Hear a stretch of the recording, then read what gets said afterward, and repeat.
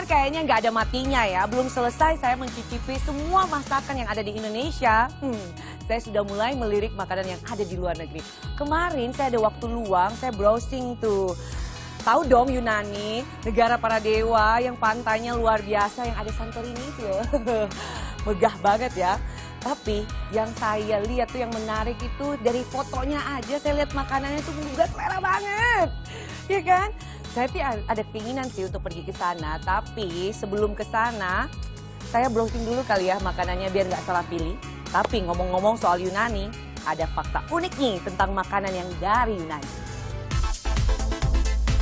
Orang Yunani punya tradisi sarapan makan roti gandum yang dicelupkan ke dalam milkshake. Terkadang dilengkapi dengan buah ara atau buah zaitun. Mereka juga makan pancake yang disebut teganites. Adonan pancake teganites ini dibuat dari tepung terigu, madu, dan curdled milk. Terdapat pula pancake lain yang juga sering digunakan untuk sarapan yaitu stitites. Makanan ini juga terbuat dari adonan tepung tetapi diberi taburan wijen, keju, dan madu di atas pancake ini. Saya tuh sebenarnya main-main ke restoran khas Yunani ini, saya pengen tahu bagaimana cara mengolah lem atau domba. Ini makanan favorit saya karena kalau domba itu diolah dengan tidak tepat, itu akan keras. Nah, di sini saya pengen tahu pengolahan itu seperti apa. Tapi muncul pertanyaan di saya, kira-kira orang tahu nggak sih membedakan antara daging domba dan daging sapi biasa?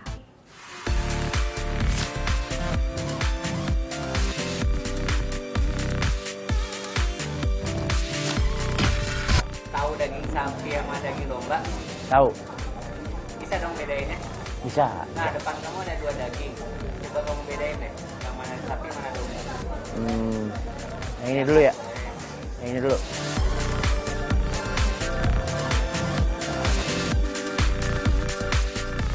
Nah, ini kambing nih. Ini kambing. Yang ini sapi. Daging sapi. Ini kayaknya daging domba. Iya. Baunya soalnya kayak bau domba gitu.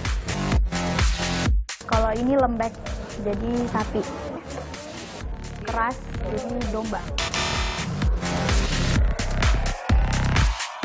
Ini daging domba, karena feeling saya gitu. Ini daging sapi, karena banyak seratnya. Tahu daging sapi sama daging domba? Tahu dong bedain daging domba sama sapi, tahu. Ini kayak domba deh, karena teksturnya itu domba banget lah kayaknya. Coba nextnya ya. Ini sapi nih, yakin deh.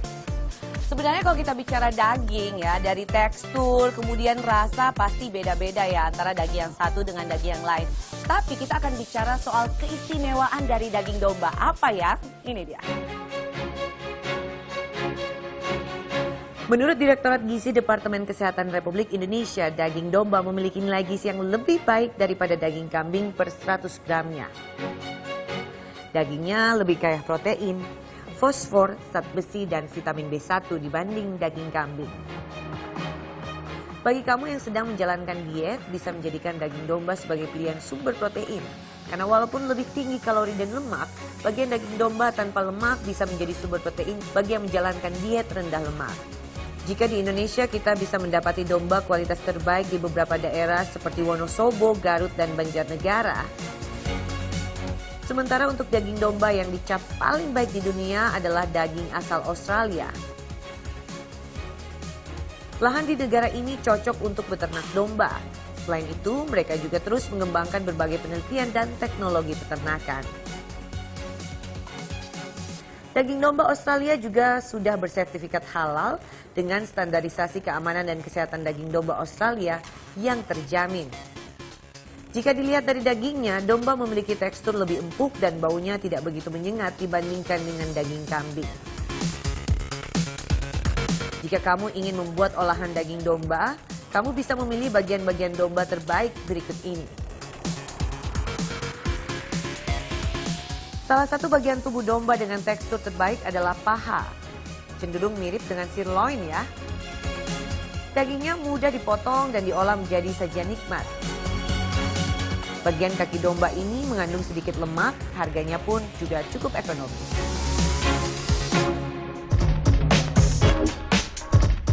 Selain itu, kamu juga harus mencoba bagian rusuk domba yang biasa disebut rack of lamb. Dagingnya lembut dengan rasa tulang rusuk yang khas. Teksturnya lembut dan sering menjadi incaran pecinta kuliner daging domba. Yang ketiga ada betis. Daging domba terbaik ada juga di bagian betisnya, karena terdapat sum-sum terbaik.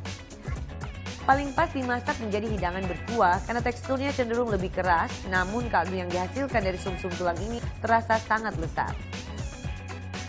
Perhatikan waktu pengolahannya ya, untuk mendapatkan hasil maksimal. Karena daging bagian ini butuh waktu pemasakan yang lebih lama. Yang keempat ada pinggang.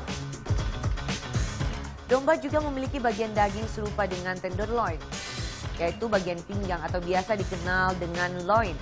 Tekstur dagingnya lebih empuk, maka saat memasak kamu harus berhati-hati agar tidak overcook. Kamu bisa mengolahnya dengan cara dipanggang atau dijadikan roasted lamb loin. Ada satu lagi bagian domba yang harganya ekonomis, yaitu bagian bahu. Paling cocok dijadikan olahan sup karena tekstur dan lemaknya cukup banyak. Bagian daging ini juga biasa dijadikan olahan daging giling. Terlepas dari bagaimana membuat tekstur daging domba ini jadi lembut dan juga bagian mana dari domba ini yang baik untuk dikonsumsi, yang paling harus diperhatikan adalah cara pengolahannya. Dan mumpung saya ada di tempat ini, di restoran yang katanya ciri khasnya masakan Yunani dan bisa masak domba supaya menjadi lembut. Saya pengen belajar nih, yuk ikut saya. Saya tuh karena seneng banget sama lamb, pengen banget bisa masak lamb. Saya mau tanya-tanya nih sama ahlinya, ada Chef Nico, mumpung lagi ada di tempatnya. Saya pengen tahu bagaimana cara kita mengolah lamb supaya dagingnya tuh empuk, enak dimakan. Yuk!